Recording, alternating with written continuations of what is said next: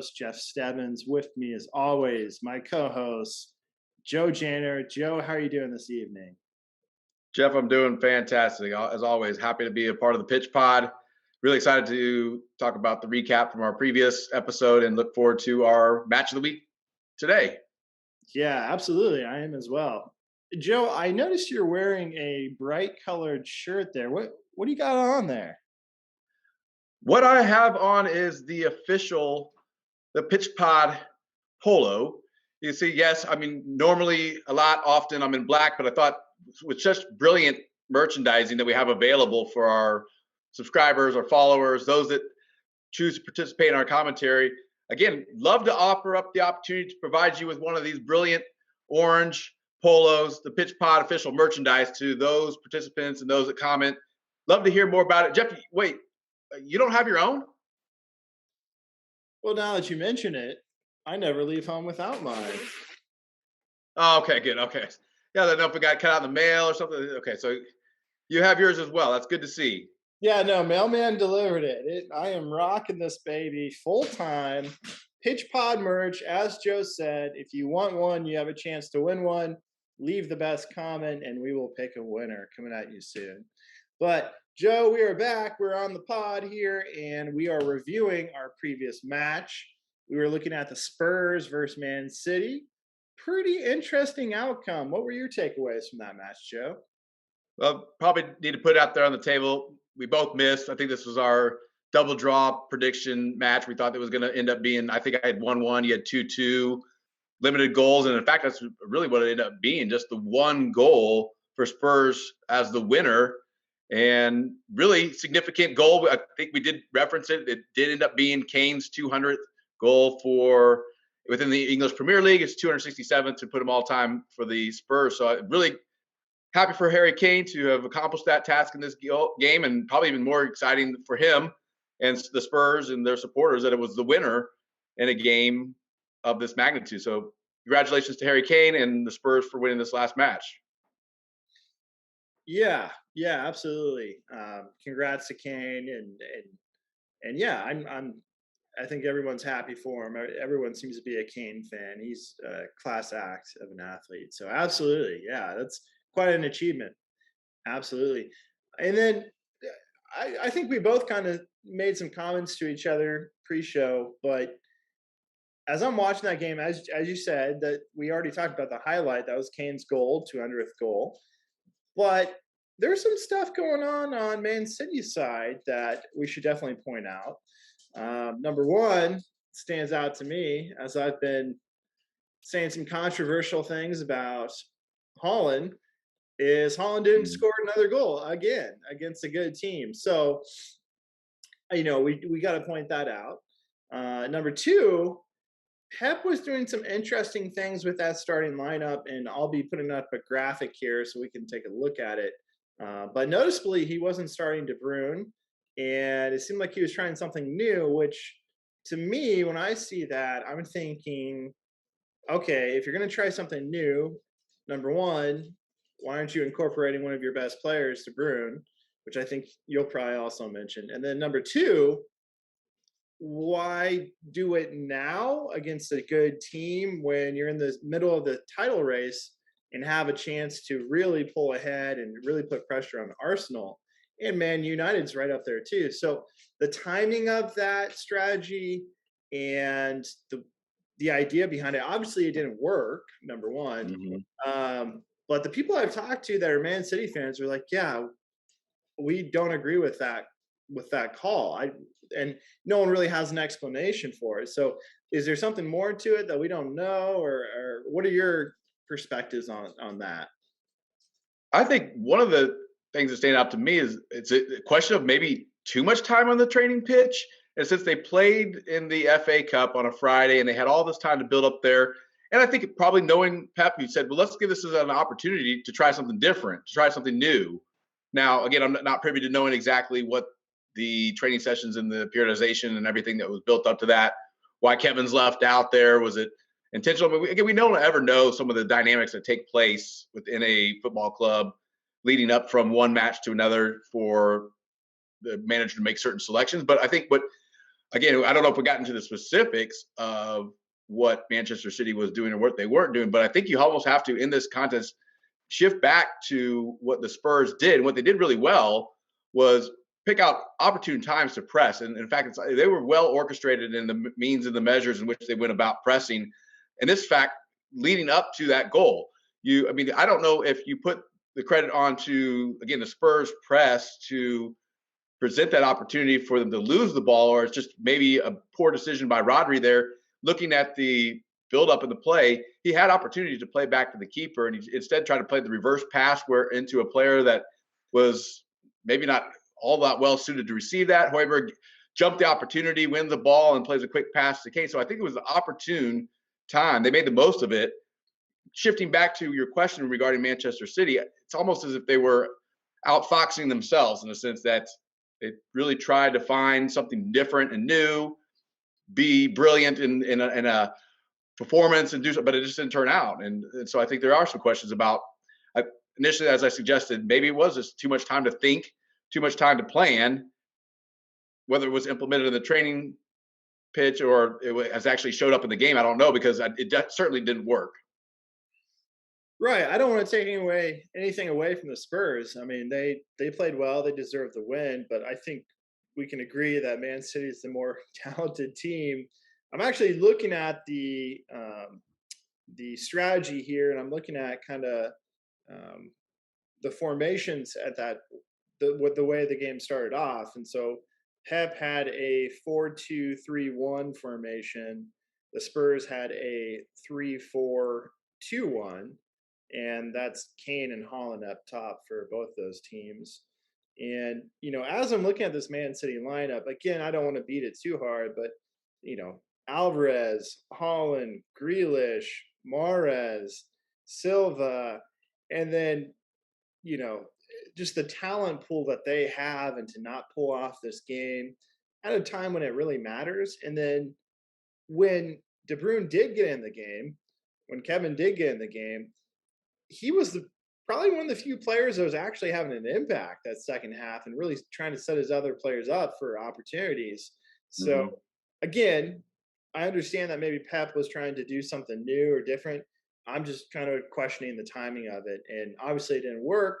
But maybe I'd be saying something else if it did. But the time. It seems like poor timing, I guess, for a manager to do that.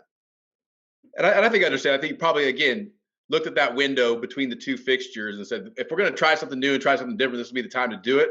But I think you're spot on in the sense that, well, why in this match? I mean, it could still be something that they have in their arsenal to add to what they present. But in some sense, if it's not broke, why fix it? Yeah, and I think they need the momentum, right? They were pretty hot for a while, and so now it's starting to lag. So why mess with that? And when you should have came out of that game with a win. So yeah, just interesting. Again, I think you're probably right. It's just he saw this as an opportune time, but clearly it didn't work. And hats off to Kane, hats off to the Spurs going forward. And yeah, I know Arsenal fans are happy at least. So um, that's something to cheer about. But anyways, looking ahead, Joe, we got another fun match coming ahead. And don't worry, everybody, we will be covering the Champions League. But prior to the Champions League, we're looking here at this upcoming match. We have Liverpool v Everton. And this is also going to be a really fun game. Right now, it's Liverpool with the advantage. They have last time I checked, it was about a 64% chance likelihood. I'm sure a lot of that has to do with the fact that it's a home game for them. And Everton's been struggling this season. So right now they have the advantage by quite a bit as far as likelihood of winning so far. But we'll see. Time will tell. So Joe, what are your immediate thoughts on this? I think you have to mention the fact that if any of us at match day one were looking at this fixture and we would have projected Liverpool being 10th and Everton 18th, we'd have been, well, how did that happen? And I think a lot of that's happened in a sense, both teams have underperformed. And what you're looking at here is an opportunity for both, I think, to try to finally gain some momentum, finally get themselves into a place where they're consistently performing at a level. I mean, Everton's got to feel really happy for themselves coming out with a victory in the previous week versus Arsenal. Liverpool, on the other hand, didn't do so well. A 3-0 loss to the Wolves. And where they're at and what they're trying to put together as far as, I mean, we're still early in the season. I think probably with the points structure where I would know that mathematically it would count Liverpool out to climb back up to a top spot. I mean, they'd have to almost essentially win out. But I think in this, Everton has a lot more to play for. They're sitting 18th. They're still in the relegation zone. Going there away, getting a points, maybe again after a win, is kind of starting to get them into somewhere they need to be, somewhere they need to position themselves. But I don't really know how I couldn't pick Liverpool. You mentioned it at home, having a little bit more success and showing up for this and getting the result and a win that they would be after in this one. Yeah, and I mean, I guess concerns for Liverpool would be A, their last result, and then B, I believe they have a couple of big players out for injury. Last I heard, they had some defenders out, and I don't know if that's changed, but are you aware of that? I think the significant missing piece player for Liverpool has been Van Dijk. And I know that what the success that Liverpool's had over the last 2, 3, 4 years has been a big part of what he's played in that role. I mean, so losing a player such as that, again, there's other pieces, there's other components of what Liverpool football needs to be successful. I think we've looked at the midfield. We talked about that before. Underwhelming performances, just not really. I mean, personnel, you ask how and maybe why they didn't look to do more to pick up a player in the January transfer, but they put a lot of their eggs in the basket as far as attacking players up top, and those players, Darwin, he's still got to make an impact on this squad. Still really hasn't found a consistency that I think when he came over to Liverpool, people were looking for and expecting. So there's a lot that's just not being done at the level of expectations. And for a club at that size and for the supporters, it's got to be extremely disappointing for what they're looking at, though. But I do, again, think in this one, they rise to the occasion. And I think I'm still going to go on the record as suggesting that they will win this one. Okay, interesting. Yeah, I last I saw Van Dyke was still questionable, probably not going to be playing this match. But yeah, losing a player of his caliber, it's got to hurt. And then I think we have to mention before we go into predictions, when it comes to Everton, someone that we've discussed a lot, Lampard, is out. And the new guy, I know he only has one game under his belt this, with Everton this go round, but he's coming off a win. So you say I don't see how Liverpool could possibly lose, but maybe this is the time. Maybe Everton got the right guy. Maybe their training's changed. I don't know, but maybe they can work off that momentum that they got from an unexpected win with a new coach.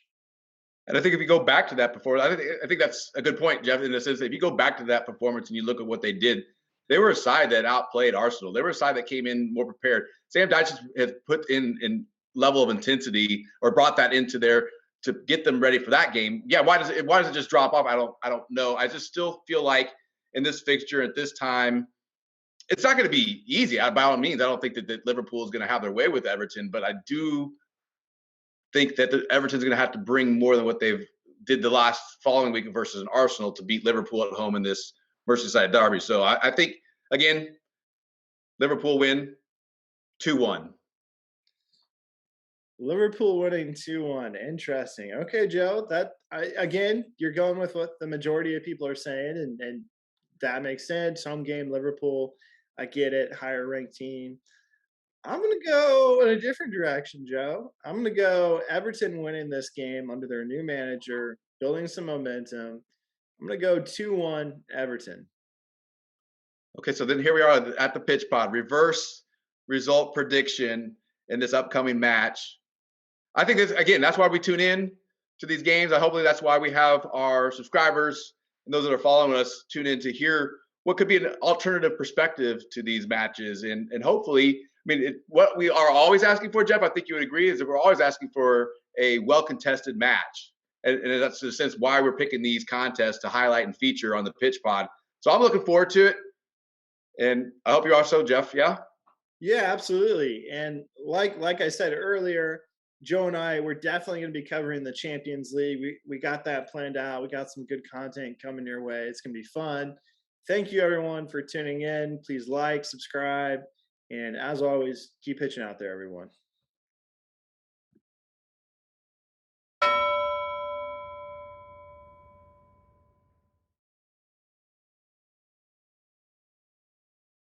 In a game, the round ball, round posts, anything can happen.